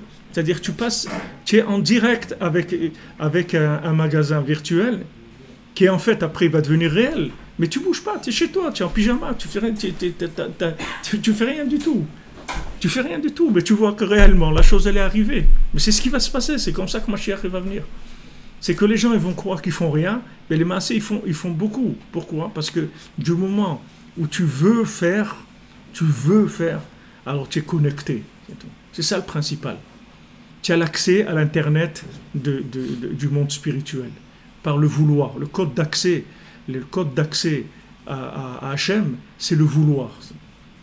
C'est la seule chose qu'Hachem, il n'a pas pu créer. Hachem, il a tout créé. Mais faire que l'homme, il veuille, ça, Hachem, il ne peut pas faire ça. Il ne peut pas. C'est pas qu'Hachem, il ne peut pas tout faire. Même ça, il peut le faire, mais ça ne sert à rien. S'il veut à ta place, ça ne sert à rien.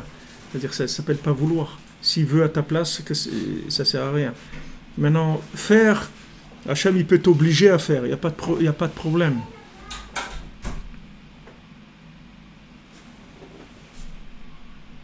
Hachem peut t'obliger à faire, peut te mettre dans des situations où tu vas être obligé de faire.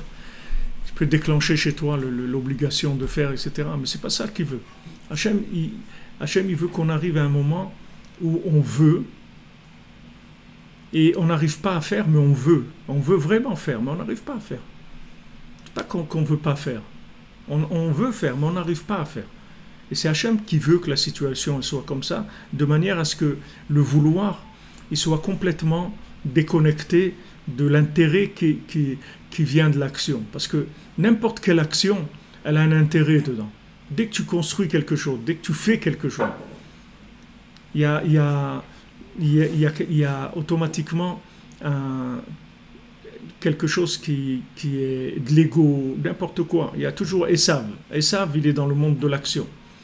Esav, le deuxième temple, il a été détruit parce qu'il venait de Esav, c'est-à-dire il venait sous l'angle de Esav, c'est-à-dire qu'il a été construit par des gens qui pensaient qu'ils étaient capables de construire le temple.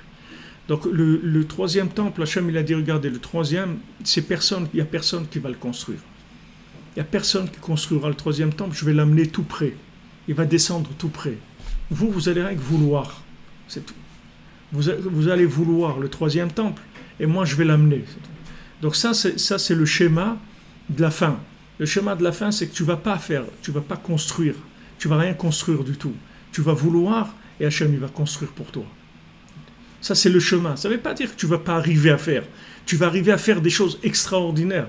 Tu vas faire des choses, tu vas pouvoir faire plein de choses. Mais pas par le côté où on faisait avant. Avant, on faisait par le côté construction. On amenait des briques, on construisait. Maintenant, on ne fait plus comme ça. Maintenant, on veut, on demande, on mendie, comme les 7 mendiants, que Rabbeinu l'a raconté. On mendie, on demande, Hachem, s'il te plaît, voilà. J'ai ça et ça, je voudrais ça, je demande ça, j'ai besoin de ça. J'aimerais, voilà, ça, voilà, on s'habitue à vivre comme ça, et après Hachem il fait pour nous. Mais tout, on va l'obtenir que par la connexion. C'est ça que Hachem il veut. C'est comme ça que Mashiach il va venir. Et Mashiach il va enseigner au monde ça, cette façon de vivre. Rabbeinu il a déjà enseigné, parce que Rabbeinu il a préparé le chemin de Mashiach.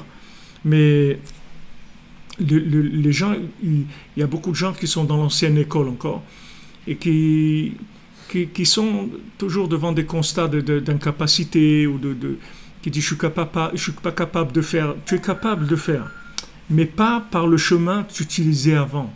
Tu es capable de tout, mais pas avec la connexion.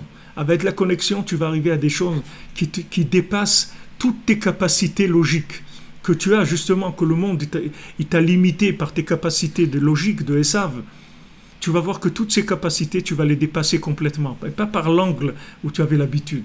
C'est pas par le sport de la chose. C'est pas par action plus. Allez, je vais faire, je vais truc, je vais. Non, je vais demander encore plus. Je vais demander encore plus. Je vais me connecter encore plus. Je vais me connecter plus proche. Je vais me rapprocher, je vais me connecter plus. Et avec ça, je vais voir que je vais faire. Avec ça, je vais voir que je vais changer. C'est écrit qu'à l'époque quand les Romains ils ont détruit le Beth Amikdash, alors ils ont pris un juif qui était mécréant, ils lui ont dit tu vas rentrer, tu vas nous amener le chandelier du temple. Ok, alors il est rentré, il a ramené le chandelier. Après ils lui ont dit maintenant tu vas aller chercher ça, et tu vas ramener autre chose. Il a dit non, moi je rentre plus. Il dit que ça veut dire tu rentres plus. Il dit non, je rentre plus. Il a dit si tu rentres pas, on va te tuer. Il dit tuez-moi, mais moi je rentre plus. Alors ils l'ont tué. Mais pourquoi? Parce que quand il est rentré, il est rentré dans le Beth Amikdash. Le fait qu'il soit rentré dedans, ça lui a donné un éveil de tchouva, qu'après il ne pouvait plus faire ça. Et on dit on va te tuer, il dit tuez-moi. Mais moi ça je ne peux plus faire. Voler un truc du temple, je ne le ferai plus. C'est fini. D'où c'est venu? Il a compris quelque chose, il n'a rien compris. Seulement il est rentré dans un endroit où il y a une connexion qui s'est faite, que ça l'a changé, c'est tout. En une seconde, ça l'a changé. Donc maintenant, ce que tu peux obtenir avec la connexion, c'est beaucoup plus que tout ce qu'ils ont obtenu, tous les tzadikim qu'il y a eu dans le monde avant. Tu peux arriver à beaucoup plus que tout ce qu'il y a eu avant. Parce que justement, il ne reste que ça. Avant, il y avait le choix. Il y avait des gens qui pouvaient se connecter, qui choisissaient la connexion, mais il y avait aussi les midot, la construction. Il y a des gens qui travaillaient sur eux-mêmes et construisaient. Ils faisaient des efforts de ne pas dormir, de ne pas truc. Ils travaillaient dur, comme le beau-père de Rabbi Nathan. Il dormait jamais dans un lit, il dormait que assis sur une chaise. Et quand il dormait, il mettait une bougie à côté de lui de manière à ce que après, quand la bougie elle se terminait, je sais pas comment ça lui brûlait la main, ou truc, il se réveillait. Etc. Les gens, ils bossaient dur. Hachem, il veut plus ça. C'est plus ça qu'Hachem, il veut. Hachem, il veut que ce que tu réussis à faire, ça ne vienne que de lui, c'est tout. Pas de toi. Qu'est-ce qui est de toi? De toi, c'est le vouloir, la connexion et la demande à Hachem. Alors, toute action qui n'aura pas été préalablement obtenue avec de la prière, elle n'a pas de valeur aujourd'hui. Rabbi Nathan, il dit ça à son fils. Son fils, il donne de la tzedaka. Le fils de Rabbi Nathan, il s'appelait Rabbi Yitzhak, il est enterré d'ailleurs ici à Tzfat, à côté de Rabbi Yosef Karo, à côté du Harizal, un petit peu plus bas. Et lui, c'était un grand Baal Tzedaka. Si je dis un grand Baal Tzedaka, c'était quelqu'un, tout ce qu'il achetait pour lui, il y avait un pauvre qui habitait à côté de lui, tout ce qu'il achetait pour lui, il achetait pour le pauvre aussi. Il achetait toujours en double, tout. Alors il a jamais pu s'acheter un manteau en fourrure parce que ça coûtait trop cher, il ne pouvait pas acheter deux. Quand il ne pouvait pas acheter deux, il n'achetait pas. Mais quand il achetait, toujours en double. Donc c'est quand même un niveau, non? Quelqu'un, il achète une maison, il achète deux. C'est un niveau de tzedaka, non? Alors quand il a raconté ça à son père, Rabbi Nathan lui a dit, est-ce que tu pries sur cette tzedaka-là? Alors il a demandé à son fils, est-ce que tu pries sur cette tzedaka que tu fais? Parce que si tu ne pries pas sur cette tzedaka, je t'envie pas, il lui a dit ça, Rabbi Nathan. Pourtant, au point de vue acte, il est nifla, l'acte. C'est super. Des gars, il achète une voiture, il achète deux. Une machine à laver, deux frigidaires, deux trucs. Ah, c'est un grand niveau de tzedaka. Son père, il lui dit, tu pries sur ça? Ça, tu l'as obtenu par de la connexion ou avec tes mains? Si tu l'as obtenu par de la connexion, alors là, je t'envie. Mais si tu l'as obtenu avec les mains, je t'envie pas. Pourtant, c'est une mitzvah, c'est tzedaka. Il a fait, l'autre, il a reçu. Il a reçu la chose, il l'utilise. Il l'utilise dans la machine à laver, il l'utilise le manger, il y a quelque chose. Ça ne peut pas dire il n'y a rien.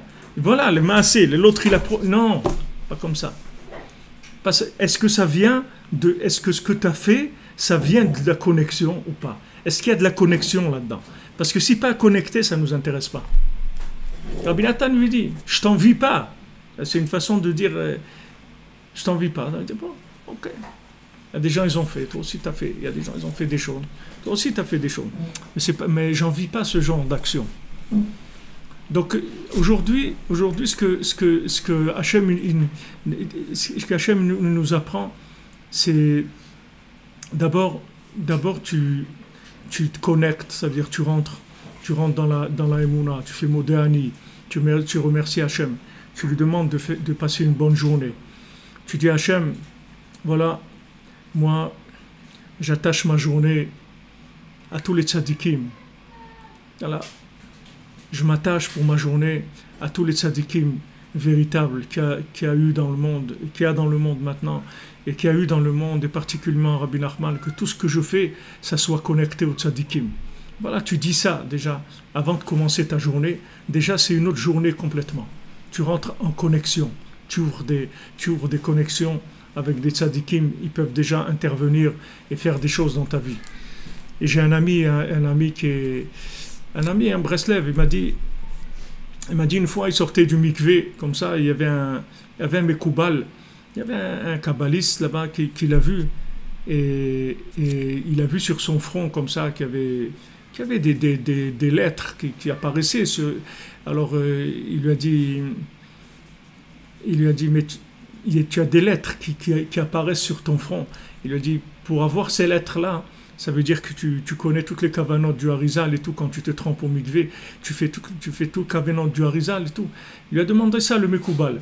Et l'autre, il a dit non, je ne connais pas les kavanotes du Harizal. La seule chose que je fais, c'est qu'avant dans le mikvé, moi je m'attache pour la mitzvah de me tremper au mikvé, je m'attache à tous les tzadikim véritables de la génération, tous les tzadikim qui sont décédés, et particulièrement Rabbi Nachman. C'est tout ce que je fais. Voilà. Et avec ça, il avait la lumière de quelqu'un qui me kavane toutes les kavanotes du Harizal dans le mikvé. C'est-à-dire, l'autre, il arrive avec des centaines et des centaines d'heures de travail, d'apprendre des trucs, et quand il rentre dans l'eau, il doit penser à tel schéma et voir se représenter. Et l'autre, il fait rien qu'il a connecté, c'est tout. Rien qu'il a connecté l'acte, c'est tout. Donc, les massés, ce qu'on te demande aujourd'hui, c'est de vivre connecté. Du moment où tu vis connecté, tout ce que tu fais, c'est bien. Même si ça a l'air comme ça, ne regarde pas de quoi ça a l'air. Mais par contre, si c'est pas connecté, même si ça a l'air super, ça vaut rien du tout. Même si c'est une réussite, mais une réussite qui n'est pas connectée, elle ne vaut rien du tout. Parce qu'aujourd'hui, c'est que de la émouna, c'est tout. La émouna, ça veut dire connecté. C'est ça la émouna. La émouna, ça veut dire j'agis par émouna. J'agis pas par autre chose. Eved Avraham Anochi, c'est tout. Moi, je sais rien. Moi, je sais que je suis l'esclave d'Avraham Avinu. Du moment où je sais que je suis l'esclave d'Avraham Avinu, tous les miracles, tout ça va se mettre en place. Je vais trouver Rivka, je vais aller là-bas et tout, de trucs et tout. Tout ça va devenir un conte de fées après. Mais uniquement parce qu'Eliezer il dit Eved Avraham Anochi, c'est tout. Moi, je sais rien. Alors lui, Rashi dit, du moment quand il a dit ça, il est sorti il était maudit avant. C'était un esclave maudit. Du moment où il a dit je suis l'esclave d'Avraham Avinu, il est passé de maudit à béni. Puisqu'après, tout de suite, il lui a dit Lavan, il lui a dit rentre, béni d'Hachem, Baruch Hachem, rentre, celui qui est béni. Alors Rachid dit voilà, quand il a dit ça, il est sorti de maudit, il est devenu béni. C'est-à-dire, même si maintenant, d'après mes actions, j'ai des actions d'esclave, c'est-à-dire que je suis dépendant de tout ce qu'il y a dans ce monde. Quelqu'un, il aime la bouffe, il aime ça, il aime l'argent, il aime tout. C'est-à-dire, c'est un spécialiste en poubelles, c'est-à-dire, il aime que les poubelles, c'est ça sa vie. Du moment où il se connecte, toutes ces choses-là, elles se retournent. C'est pas parce qu'il a fait des efforts pour changer, c'est parce qu'il s'est connecté, alors il va changer de l'extérieur. Au lieu maintenant si vous voyez par exemple le corps il a une, si vous mettez par exemple une épine dans le corps il va la jeter parce qu'il ne supporte pas un corps étranger. Si tu mets une épine dans ton corps et elle reste 6 mois après tu la trouves, il faut que tu t'étonnes, il faut que tu te poses des questions. Et cet endroit il est mort parce que le corps il peut pas supporter. Le corps, si tu rentres une épine, après il fait du pu truc et il va la jeter tout seul. Tu as besoin de faire parce que il peut pas supporter un corps étranger à l'intérieur. Et s'il le supporte, ça veut dire qu'il est mort. Maintenant Rabbeinu dit qu'un Ben Israël, il peut pas supporter le mal. Sa nature, c'est que ça le dégoûte le mal. Ah, maintenant je suis arrivé que non seulement ça ne me dégoûte pas, mais j'aime ça, et j'aime beaucoup ça. Alors j'ai un problème. Donc comment on va faire? On va te dire enlève le mal. Je ne peux pas enlever le mal. Ça ne s'appelle pas du mal pour moi. Comment tu veux que je l'enlève? Non, mais tu sais, c'est pas bien et tout. Et tu peux me raconter ce que tu veux, mais je ne peux rien faire. C'est comme ça. Alors maintenant, il y a une autre façon de faire, c'est d'agir par l'intérieur. C'est-à-dire, quand tu vas te connecter, les massés, tu vas connecter ton âme, elle va rejeter les éléments qu'elle ne supporte pas. Tu ne vas rien faire du tout. Tu ne vas rien faire. Toi, tu travailles que sur de la connexion. C'est tout. Et plus maintenant tu vas te connecter, et plus le mal, il va s'éliminer. Tu ne vas rien faire. Tu ne vas pas te battre contre rien du tout. Le mal, il va partir tout seul. C'est comme ça, Eretz Israël, c'est comme ça, tout. C'est-à-dire, on ne va pas se battre contre le mal. Le mal, il va partir du fait qu'on va développer la connexion. Alors, l'enseignement de Rabbeinu, qui est l'enseignement de la 50e porte, c'est comme ça que le monde fonctionne, d'après cet enseignement. Et Rabbeinu nous dit, regarde, ne sois pas impressionné que maintenant, tu fais des choses qui sont pas bien, et même quand tu fais quelque chose de bien, c'est plein de trucs qui sont pas bien, pas propres, pas honnêtes, tout ce que tu veux. Mais au fond de ça, là-bas, il y a un point positif. Ce point positif, il suffit pour complètement réparer tout le reste. Donc, t'occupe pas de tout ce que tu vois apparemment de négatif. Toi, cherche ce point positif-là, connecte-le, c'est-à-dire ce point positif, dire « Waouh, j'ai trouvé ». Voilà, j'ai fait ça de bien. Ouais, mais ce que tu as fait là, c'est parce que... Ok, mais tu cherches, tu nettoies, jusqu'à que tu arrives à trouver qu'il y a un point positif. Ce point positif-là, il suffit pour te faire sortir du mal complètement. Il n'y a pas besoin de plus. Il n'y a pas besoin c'est ça la réussite. Il n'y a pas besoin de réussir pour réussir, si on veut. Il suffit uniquement de trouver ce point-là. Du moment où tu trouves ce point positif, tu es sorti. Rabbeinu, il dit, tu n'es plus là-bas. C'est-à-dire tu cherches la personne où elle était, elle n'habite plus là-bas. Pourquoi? Parce qu'elle a trouvé un point positif. Ce point positif, il l'a connecté, il est sorti. C'est tout. Ça suffit pour le faire sortir. Même si tout le reste autour, il était comme il était. Tu voulais demander quelque chose? Moadim le Simcha. Il n'y a jamais d'acquis. D'actif? D'acquis. D'acquis? J'ai jamais acquis chez Non. Jamais. Non. Jamais. Je peux aller à Oman tous les ans. Tu peux aller à l'imam tous les matins. Il n'y a pas d'acquis, c'est toujours un renouveau tous les ans. Tout le temps. Il n'y a pas d'acquis. Tu peux aller à Oman tous les matins, pas toi, quelqu'un il peut aller à Oman tous les matins, tous les jours, il prend un avion privé, il va faire Tikkun HaKlali tous les matins, après il revient à la bourse de Tel Aviv travailler, un jour au lieu d'aller à Oman, il va à Miami, là-bas au festival de la musique là-bas. Il n'y a pas d'acquis. On en parlait cette semaine, tu vois chez Rabbi Nathan qu'il n'y a pas d'acquis. Rabbi Nathan il tremble tous les jours que Rabbeinu le renvoie. Donc la Emouna c'est toujours une ikratut, il n'y a pas d'Emouna en soi. La Emouna, tu peux pas. Si tu l'acquiers, ça ne s'appelle plus de la Emouna.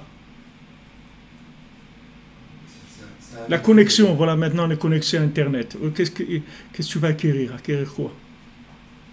Tu vas acquérir, alors tu prends une ligne portable avec toi là où tu vas. Mais cette ligne-là, un jour, il y a une panne, elle ne marche pas, c'est tout. Il y a une dépendance. La Emouna, c'est de la dépendance, c'est la dépendance totale, c'est que tu te lâches complètement. Tu ne peux pas te lâcher, c'est d'être accroché en même temps. Tu ne peux pas avoir la sécurité du bonhomme accroché et d'être lâché en même temps.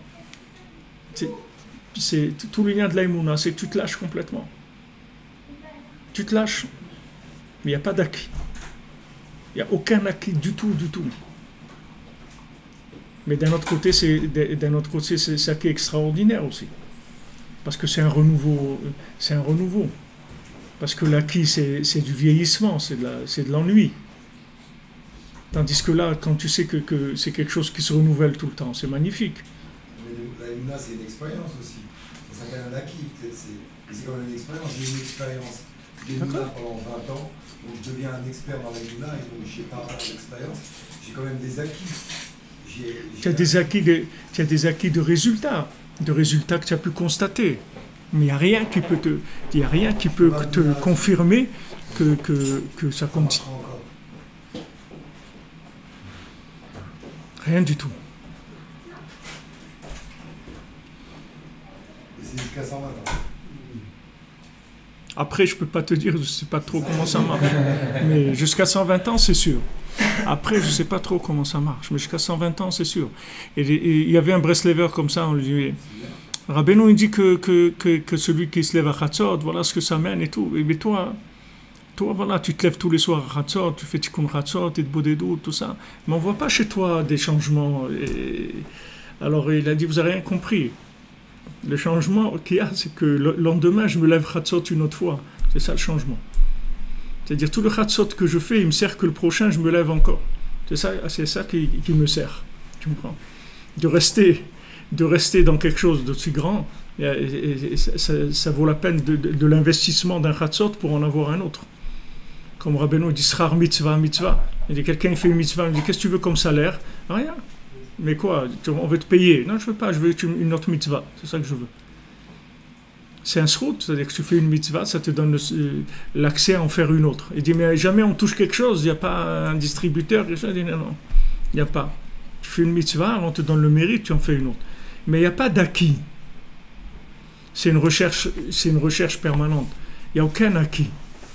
Tu vois, Rabbi Nathan, quand il dit à Rabbeinu, fermez bien le sac, et tu vois, j'en ai parlé cette semaine, tu vois, dans l'Ifna Troufa, comment il dit à son fils, Baruch Hashem, on déchire pas les livres Breslev, on ne déchire pas les livres de Rabbeinu. Quand tu lis ça, et c'est pas une fois, ni deux, ni trois qu'il le dit dans l'Ifna Troufa, il le dit beaucoup de fois, ça. Comment ça te rend fou que Rabbi Nathan, il dit, Baruch Hashem, je déchire pas les livres de Rabbeinu. Et moi, il y a beaucoup de jours où je dis pas ça. Alors ça veut dire, moi je crois que je suis dans le club plus que lui. Voilà, lui, c'est le seul élève qu'il a eu de Rabbeinu, c'est que Rabbeinu l'a dit sur lui. C'est mon élève, c'est lui. Et lui, il dit à son fils, bon, Hachem, je ne déchire pas les livres. Mais attends, c'est lui qui a écrit les livres. C'est lui qui va à Alexandrie, là-bas, il a vendu 3 ou 4 Likutei Moharan à Alexandrie. Il est joyeux il dit, regarde, je suis venu ici, j'ai vendu des Likutei Moharan à Alexandrie, mais c'est extraordinaire. Et lui, il tire sa joie du fait qu'il ne déchire pas les livres Breslev. Donc avec ça, tu as la réponse à ta question. Tu vois qu'il n'y a pas d'acquis, il n'y a aucun acquis. Et d'ailleurs, c'est bien ce que tu peux. Mais la Shamaïm, tu es venu, tu es branché ce qu'on est en train d'étudier. Parce que le lien de la 50e porte, c'est ça. C'est qu'il n'y a pas d'acquis. Il y a tout et il n'y a rien. C'est ça le virtuel. Regarde maintenant, il y a tout. Maintenant, je ferme ça, il n'y a rien. Je ferme l'écran, il n'y a plus rien. Et pourtant, quand c'est ouvert, il y a tout. Et tu fermes l'écran, il n'y a plus rien. C'est ça la 50e porte. Alors qu'avant, non. Quand il y avait quelque chose, c'était quelque chose. Tu allais avec de l'argent, des espèces, tu allais dans le magasin, tu achetais un truc, tu le prenais, tu allais chez toi. Aujourd'hui, il n'y a pas d'espèces, va retirer des espèces. En France, tu ne peux pas retirer des espèces. Tu veux retirer plus 600 € par jour, tu ne peux pas. La banque te dit qu'est-ce que tu vas faire avec, il faut que tu remplis des papiers et tout pour retirer ton argent, c'est à toi l'argent. Mais si tu veux de la matière, il ne veut pas. Plastique, vas-y, ce que tu veux. Virement, vire où tu veux. Vas-y, il va prendre des cartes, fais ce que tu veux. Mais l'argent, du cash, il n'y a pas virtuel. Il faut que tu t'habitues à vivre dans le virtuel. On ne veut pas que tu rentres dans des trucs matériels. Ça, c'est la 50e porte. Donc la 50e porte, par définition, il n'y a pas d'acquis. C'est sûr que ça donne un peu le truc là, le mal de mer. Ouais, c'est un peu beaucoup. Il y a des gens, ça leur tourne la tête, c'est très difficile. Mais quand tu sais que c'est comme ça y est, c'est comme si tu vis sur un bateau, c'est tout. Ça tangue, c'est tout. C'est comme ça, malin saute. C'est ça le tikkun. Et si on ne te fait pas ça, de toute façon, si on ne te fait pas ça, tu deviens un monstre. Sache-le. Si on te met pas là-dedans, tu deviens un monstre. Si on te donne à construire, tu deviens un monstre.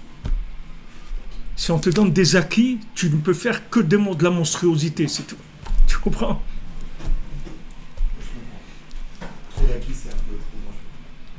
On peut pas. On peut pas. C'est-à-dire que les midot, elles sont tellement... Les midot, elles sont tellement détruites que les acquis, ça donne que de la monstruosité, c'est tout.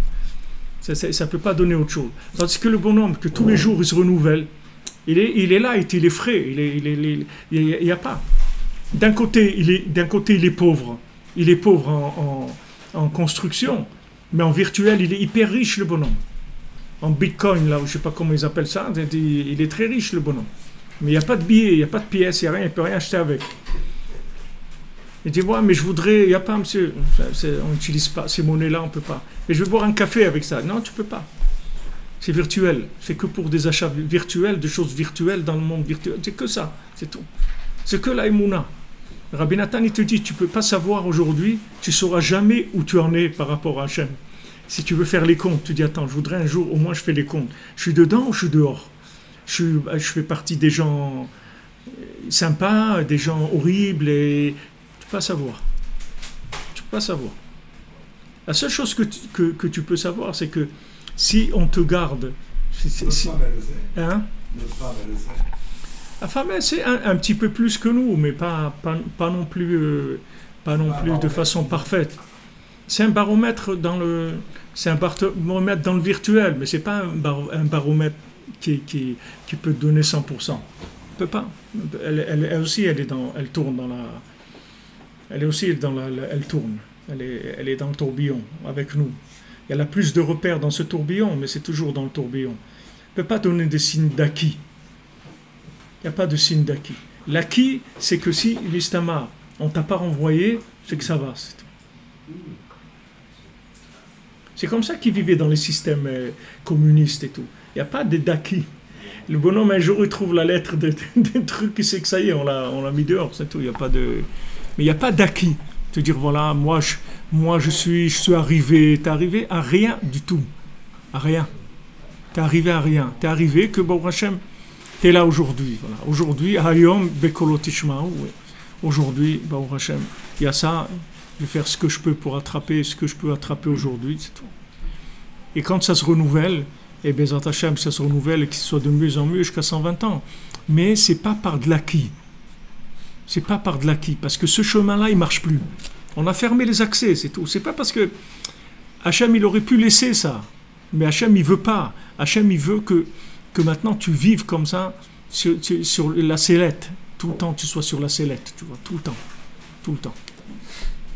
Parce qu'il ne faut pas oublier qu'on est venu pas mal de fois dans ce monde et qu'on est fatigué et qu'on a fait beaucoup de bêtises aussi. On continue à en faire, on en a fait beaucoup. Si on est là, c'est parce qu'on n'est pas... Si on est revenu tellement de fois, c'est qu'on a eu des gros problèmes. Les gens qui n'ont pas de problème, tu vois, ils ne sont pas là. Cherchez les tzadikim, il n'y en a pas aujourd'hui. Va les chercher où ils sont. Il y a 36 tzadikim cachés, mais des tzadikim qui sont des Chavetz Chaim ou des gens qu'on ne va pas chercher. Ça n'existe plus, Birla. Ni un demi, ni un quart, ni un huitième, ni un centième, ça n'existe plus. Parce qu'ils ont fini, c'est tout, ils n'ont rien à faire ici. Et venir pour nous aider, il n'y a personne qui est capable, qui a les épaules pour venir nous aider. Et de toute façon, Hachem, il ne veut pas. Parce qu'Hachem, il veut que le Rav, il veut que Rabbi Nachman, il veut que le Rav de la génération, il soit virtuel. Il ne veut pas un Rav en viande. Ça ne va pas nous aider, un Rav en viande.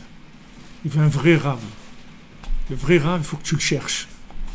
C'est trop facile que tu viens, Slicha, Rav Nimtza, et d'une bracha. Il n'y a pas le Rav Nimtza. Le Rav Nimtza, tout le temps, il est là avec toi. Il faut que tu le cherches, mon homme. Il faut que tu prennes le temps, il faut que tu ouvres ton cœur, il faut que tu ouvres ta bouche, et il faut que tu cherches Béhémet, et il est là. Mais tu vas trouver un morceau de viande que quand tu as besoin, tu vas là-bas, ou tu appelles, ou tu prends rendez-vous avec le shamash, il te reçoit, tu lui donnes $5,000, il fait une bracha, tu vas avoir un enfant, tu vas te marier, et toi, ok. Ça ne marche plus, ça. Il y a plus. Hachem, il ne veut pas ça. Hachem, il veut du vrai. Du vrai. Pas que tu trouves. Les gens, ils demandent, vous n'avez pas une ségoula pour ça? Ségoula de quoi? Non, vous n'avez pas une combine, comment on arrive? Voilà, j'ai des problèmes de ça. Il n'y a pas une combine là dans la Torah, comment on peut faire pour arranger ça? Il n'y a rien à arranger. La combine, tu prends tes limes, tu vois que vers Rachel, là-bas, tu tapes la tête sur le mur, et c'est tout, c'est ça la combine. Il n'y a pas de combine. Il n'y a aucune combine. Hachem ne veut pas de combine. Ça y est, les combines. Il y avait des combinards, il y en avait des 1000 fois plus grands que toi, ils n'ont pas réussi. Ça y est, Hachem, il ne veut plus de combine. Il veut du vrai. Donc tout est virtuel. Pour être vrai. Pour être vraiment vrai et mettre les amitos, il faut que ça soit virtuel complètement. Il n'y a rien à attraper, il n'y a rien à construire, il n'y a rien le lendemain. Tu sais rien. Tu sais rien et tu es là tous les jours. Et quand tu ouvres la porte, tu es content et tu fais tout ce que tu peux. Mais il n'y a pas d'acquis. Il n'y a pas, voilà, maintenant j'ai mis de côté ça, et rien mis de côté. Un bonhomme, voilà, tu en vois tous les jours. Ils sont là, tu le vois d'un coup, il est un courant d'air, il a ramassé. Tu le vois là, avec des péotes comme ça, et pris et tout. Le lendemain, tu le vois, il est en jean, il a tout enlevé, il est parti, ils vendent des kémiotes ou des tableaux à côté de Tel Aviv, ou il est parti en Inde. Oui, il est parti en Inde, il a une crise, il est parti, c'est tout. Il n'y a pas de ce lien de l'acquis. Ça, c'est une définition d'une la 50e porte. Ça demande de la mendicité permanente, c'est-à-dire tous les jours, il faut que tu demandes, tu dis, attends, Ana Hachem, je t'en prie, ne me lâche pas, ne me lâche pas. Parce que quand tu te rends compte que tu vis qu'avec de la connexion, donc si la connexion elle se coupe, ça y est, tout est parti, c'est fini. Il n'y a pas. Tu peux pas, il n'y a pas un truc, quelqu'un il dit, moi des fois quand je voyage et tout, chaque fois que je vois quelque part, il faut que je cherche l'internet pour le chiot. Il y a pas chaque fois que j'arrive quelque part, je dis, il n'y a pas un truc ici qu'on peut, une boîte internet. Aujourd'hui ils font ça, des petites boîtes comme ça qui sont avec une puce dedans, tu as l'internet avec toi. Mais il n'y a pas un truc puissant qu'on peut amener. Il n'y a pas, il faut être à côté d'un réseau, il faut être des trucs. Il n'y a pas si tu veux, un truc qui est partout et qui marche tout le temps. Il faut toujours certaines conditions pour de la connexion. Donc nous, aujourd'hui, on vit comme ça. Baruch Hashem. Rabbeinu l'a dit, qu'est-ce que c'est de la matzah, shmura? Rabbeinu dit, c'est matzah avec shmirat abrit. Ouais. Qu'est-ce que c'est le brit? C'est l'alliance. L'alliance, c'est quoi? C'est la connexion, c'est tout. Hashem, il veut qu'on vive avec de l'alliance avec lui, c'est tout. Qu'on soit lié à lui. Il ne veut pas qu'on fasse des choses sans être lié. Il veut que d'abord on soit lié avec lui, après il fait des choses. Mais d'abord, soit lié. Hachem, il veut sentir qu'il y a un lien profond, que tu l'aimes vraiment, tu vois, que tu l'aimes vraiment.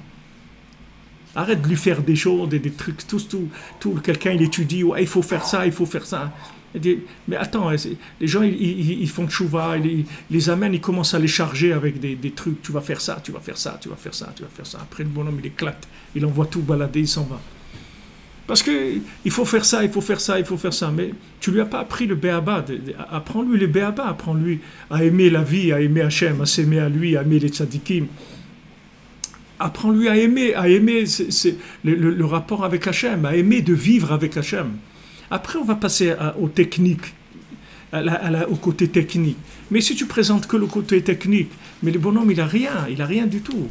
Alors quand il est jeune, il peut faire des efforts énormes, des trucs et tout, pour s'accrocher. Mais après, dès que les forces, elles baissent un petit peu, ça y est, le bonhomme, il lâche, il n'a pas la force. Il ne peut pas. Tandis que si tu lui apprends à être connecté, jamais le bonhomme sera perdu. N'importe où il se trouve dans sa vie, n'importe quel endroit où il sera dans sa vie, il sera toujours avec Hachem. Ça ne change rien du tout. Rabbeinu, il dit dans Sichot Haran au début, il dit, je suis arrivé un jour à la conclusion que n'importe quoi qui m'arrive dans ma vie, jamais j'abandonnerai Hachem, jamais j'abandonnerai la prière. C'est à ça qu'il est arrivé, Rabbeinu. Peu importe ce qui se passe, peu importe les conditions de l'exécutif. On ne sait pas les conditions de l'exécutif, personne ne sait. Personne ne sait dans la vie, il croit que ça, l'autre il croit ça, l'autre il croyait qu'il avait réussi. Il y a plein de choses que des gens y croyaient, tac, ça change. Mais il y a une chose qui ne change jamais, c'est la connexion avec Hachem. Ça s'enlève jamais, ça s'arrête jamais. Hachem, il est toujours avec toi. Hachem, il est toujours à côté de toi. Le tzaddik, il est toujours avec toi. Tous les tzaddikim sont toujours à côté de toi. C'est toi qui dois te connecter, c'est tout. Si tu mets ton cœur, tu vas voir qu'ils sont tous là. Et ils sont tous là pour t'aider. Et ils demandent que à t'aider, c'est tout. Ils demandent que ça. Seulement la viande, ça ne marche plus. C'est tout.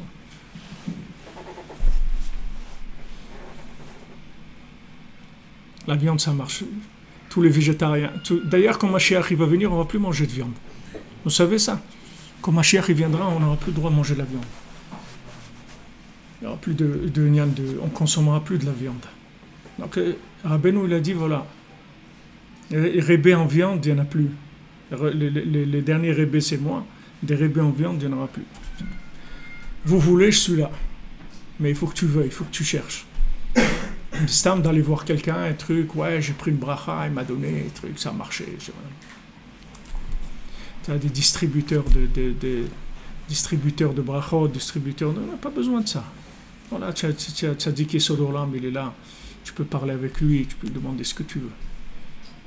Aujourd'hui, pour le vidou, c'est pareil, puisqu'on devait le faire devant une viande, comme vous l'appelez ça. Aujourd'hui, la viande elle a disparu, donc même un vidou, on ne peut plus le faire. On fait vidou, Rabbeinu dit le vidou, ouais, on fait. Pourquoi devant Tamid Chacham, on fait un Ouman. Ou devant l'écouter Moharan aussi. Le Rav de Tchérin, il dit soit Ouman, soit l'écouter Moharan. Mais c'est pas devant le. Aujourd'hui, il n'y a pas de Tamid Chacham, on ne peut plus le faire. Si, il y est, mais il est virtuel. Mais il est. On parle de viande, comme vous l'avez appelé. Mais aujourd'hui, la vérité virtuelle, elle est plus grande que la vérité réelle. Il faut que tu comprennes ça.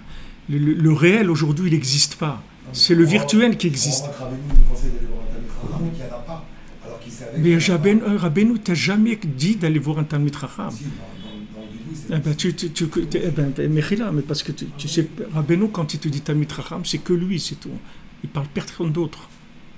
Quand Rabbeinu dit qu'il faut faire vidou devant le Talmid Chacham, c'est lui, c'est tout. Et ça, tu peux le prendre pour tous les Likutei Moharan. Quand il dit le Rav, le Tzaddik, le Talmid Chacham, il ne parle que de lui. Il ne parle personne d'autre.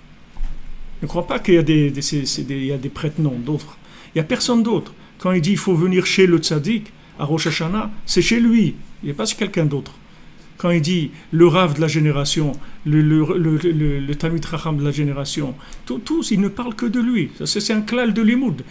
C'est un klal de limoud des Sfarim de Rabbeinu. Ça, tous les Breslevers, tu dis Rav Nachman Tuchiner, Rabbi Nathan, tout le monde te dire ça. C'est de la Torah chez Baal Peh, c'est tout ce que je te dis là. Mais et tu prends le Rav de Tchérin sur la Torah, c'est la Torah d'Alet, la Torah où Rabbeinu il parle de ça, de vidouille, prends le parparot, la chorma sur ça, tu vas voir, là-bas il va t'expliquer comment on fait ça aujourd'hui. Soit devant devant l'écouté moral ou c'est au Tzion de Rabbeinu. Mais un Talmid Chacham, quand Rabbeinu il dit, pour ça que Rabbeinu ne dit pas un Talmid, il dit le. Et comment on attrape l'importance de la boucha de faire un vidéo devant un Talmid Chacham si ça ne veut pas. Comment on attrape ça? Mais c'est tout le lien. On peut avoir honte devant l'écouter Moharan. Mais parce que j'ai pas d'acquis.